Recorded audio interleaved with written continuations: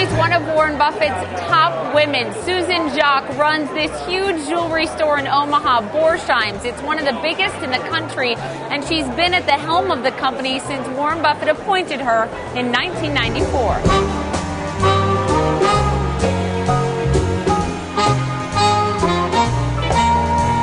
I know that when Warren Buffett called you into his office to take the top spot here, you were shocked. I was shocked. Tell me about that day.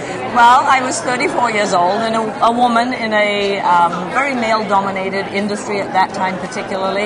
I did not go to college. I graduated high school. My mother insisted I took a secretarial course. I did that, and I happened to land as a junior typist at Scottish Jewelers in Rhodesia, where I was born and raised, and that was the beginning of my jewelry career. So when he called me down after our president had resigned, I presumed it was to ask members of the executive team about the business, and I truly was shocked when he asked if I would consider being CEO. Why do you think at 34 years old Warren Buffett put you in charge of this business? I think I had a passion for the business, and Warren always talks about his passion for coming to work every day. Next year will be my 30th anniversary with Borsheims, and I still have that passion. I love what I do. I'm a hard worker.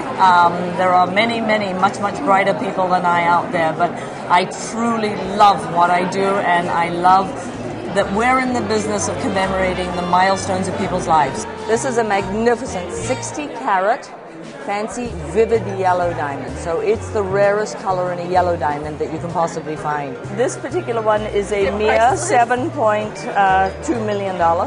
What would you say is the most important lesson that you've learned from Warren? The piece of advice I asked him for when he offered me the position was, what can I do to be successful? And it's something that I think is in the news, and I certainly have as my mantra every day, and that is don't do or say anything you don't want to read about on tomorrow's newspaper.